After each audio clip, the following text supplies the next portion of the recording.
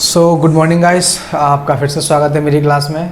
और एक बार फिर से हम लोग साथ में कुछ टेंस पढ़ेंगे आज। ठीक है, तो आज हम लोग टेंस पढ़ेंगे इंडेफिनिट। ठीक है, इंडेफिनिट टेंस कौन कौन से। इंडेफिनिट का मतलब क्या होता है? अनिश्चित। ठीक है, जिनका कोई काम निश्चित ना हो। क्लियर। देखते हैं क्या होता है आगे। जो सबसे पहला हमारा टेंस आता है इंडेफिनिट में आता है, सबसे पहला वो आता है फ्यूचर इंडेफिनिट। ठीक है, इसमें थोड़े आज मैं टेंस आपको अलग उल्टे पढ़ाऊँगा। ठीक है, देखते हैं। सबसे पहला टेंस है फ्यूचर इंडेफिनिट। फ्यूचर इंडेफिनिट का मतलब क्या होता है? जो भविष्य में कोई भी काम होगा लेकिन उसका निश्चित नहीं है। ठीक है, जैसे इसकी जो हिंदी पहचान होती है वो होती है वाक्य के अंत में गा गी गे आता है। और गा गी गे भी हमारे किसके साथ में आते हैं? क्रिया के साथ में। ध्यान रखना, जैसे मैं जाऊँगा, सोऊंगा, लेटूंगा, पढ़ूंगा, पिटूंगा, पीटूंगा, ये सारी चीज़ें वाक्य के अंत में गा गी गे आता है। ठीक है, क्लियर। देखते हैं। इसमें he, she, it, name, I, you, we, they. ठीक है, इन आठों के साथ में क्या करते हैं हम लोग? बिल है, bill plus verb, would plus verb और मे प्लस वर्ब लगाते हैं। क्लियर।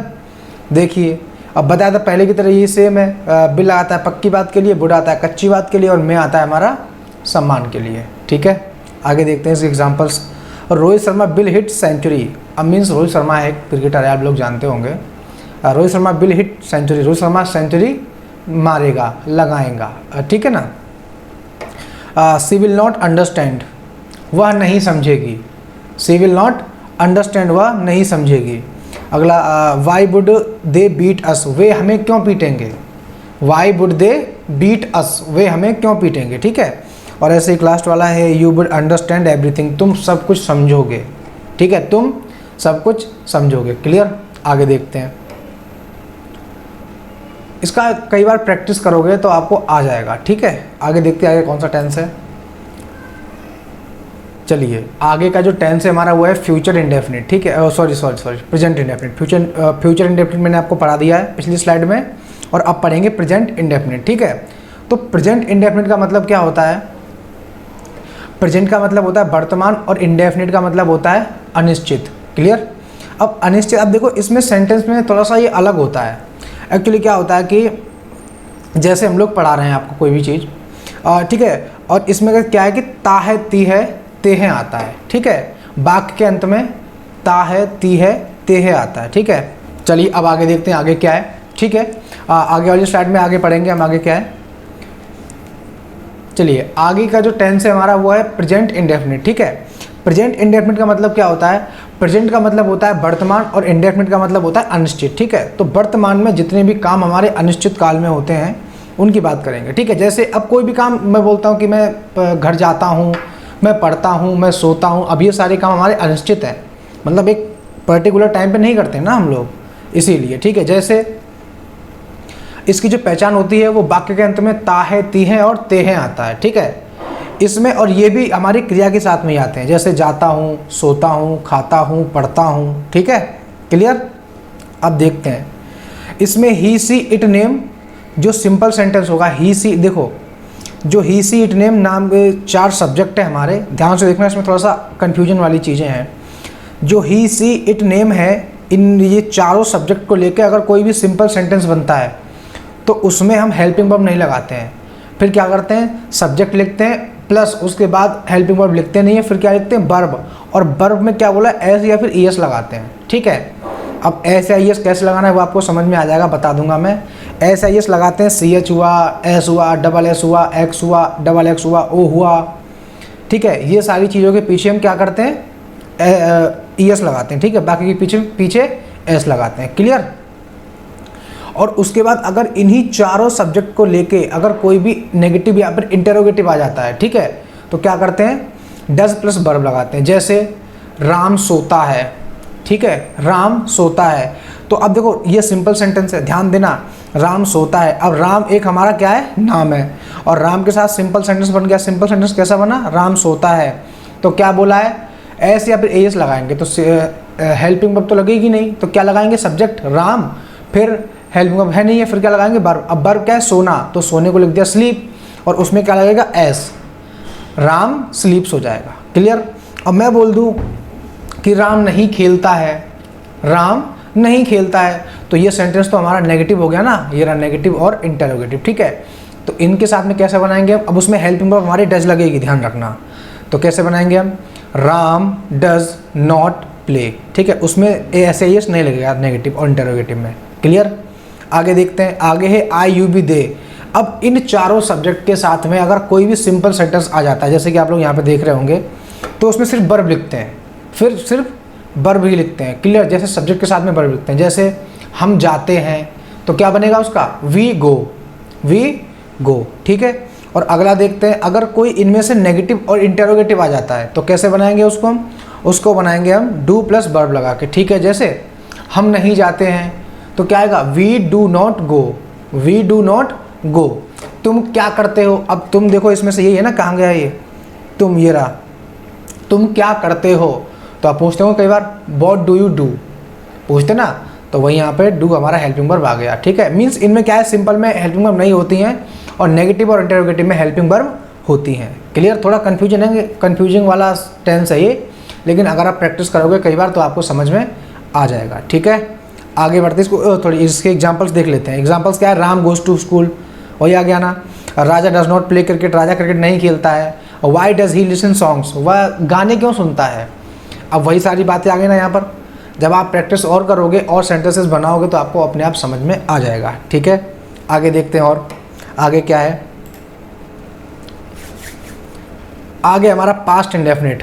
एक्चुअली सबसे मेन चीज़, अगर आप इसमें आगे पढ़ोगे थोड़ा सा और आगे बताऊंगा, उसमें पास्ट इंडेफिनिट सेकंड पार्ट पढ़ाऊंगा मैं, ठीक है। तो कभी भी मेरे हिसाब से आप लोगों ने पास्ट इंडेफिनिट 2 पार्टों में तो बिल्कुल नहीं पढ़ा होगा, मैं जानता हूँ, बट मैं आपको 2 पार्टों में पढ़ाऊंगा, ठीक है। तो थोड़ा सा ध्यान देना। क्लियर, ठीक है। सबसे पहला पास्ट इंडेफिनिट फर्स्ट पार्ट है, इसकी जो पहचान होती है वो होती है या था, ये थी और ये थे। थोड़ा ध्यान देना, ठीक है। या था, ये थी और ये थे। क्लियर। इनका क्या होता है, इसमें he she it name I you we they, इन 8 के साथ में जो सिंपल सेंटेंस होते हैं उसमें हम वर्ब की सेकंड फॉर्म लगाते हैं। क्या लगाते हैं, वर्ब की सेकंड फॉर्म लगाते हैं। क्लियर। जैसे राम गया था, राम दिल्ली गया था, तो क्या बनाएंगे, राम वेंट टू दिल्ली। अब राम लिख लिया, अब फिर क्या बोला है, हेल्पिंग वर्ब लगेगी नहीं, इसमें सेकंड फॉर्म लगेगी, तो क्या लगाएंगे, राम हेल्पिंग वर्ब है नहीं है, फिर आएगी वर्ब। अब वर्ब की सेकंड फॉर्म लगानी है, तो वर्ब क्या है इसमें, जाना, और जाने को बोलते हैं गो, और गो की सेकंड फॉर्म क्या होती है, वेंट। तो क्या आएगा, Ram went to Delhi. Clear. अब देखते हैं आगे, for negative and interrogative sentence. इन 8 सब्जेक्टों को यूज करके या फिर कोई भी सब्जेक्ट को यूज करके हम नेगेटिव या फिर इंटरोगेटिव बनाते हैं, तो उसमें डिड लग जाता है और फिर उसमें फर्स्ट फॉर्म आती है वर्ब की। सिंपल में तो सेकंड आती है, अगर डिड लग गया तो फर्स्ट फॉर्म आती है। जैसे हम नहीं खेले थे, तो क्या आएगा, वी डिड नॉट प्ले। हम नहीं लड़े थे, वी डिड नॉट फाइट। हम दिल्ली नहीं गए थे, we did not go to Delhi. Clear. अब देखते हैं, देखो, ही वेंट टू वृंदावन, वह वृंदावन गया था। She did not dance in function, उसने फंक्शन में डांस नहीं किया था, उसने फंक्शन में नाच नहीं किया था।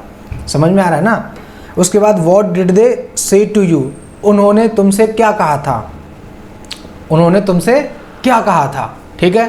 अगला देते हैं, आई टोल्ड यू ऑलरेडी, मैं तुम्हें पहले ही बताया था। टोल्ड मतलब होता है बताना, टेल मतलब होता है बताना एक्चुअली, और टेल की सेकंड फॉर्म होती है told. Clear. I told you already, मैंने तुम्हें पहले ही बताया था। ऑलरेडी का मतलब होता है पहले से ही। क्लियर। देखते हैं आगे इसका सेकंड पार्ट देखते हैं, थोड़ा ध्यान देना, थोड़ा कंफ्यूजिंग वाला है ये। ठीक है।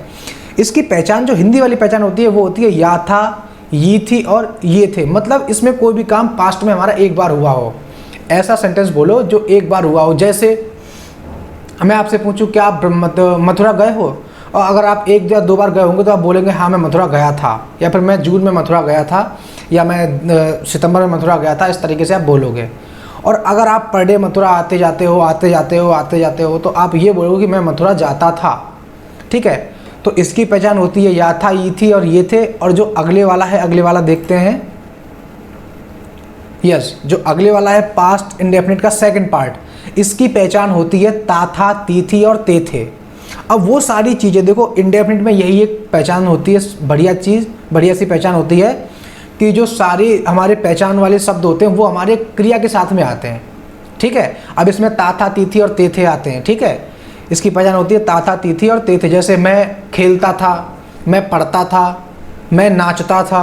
ठीक है। मैं दिल्ली जाता था, मैं आपसे बात करता था, ये सारी चीज़ें पास्ट इंडेफिनिट के सेकंड पार्ट में आती हैं। क्योंकि सेकंड पार्ट कोई होता नहीं है, मैंने किया है इसको कि आप लोगों को साधारण हो जाए, आपको लोगों के लिए सिंपल हो जाए, पढ़ने में आसानी हो। ठीक है, देखते हैं। तो इसकी पहचान होती है ता था, ती थी और ते थे।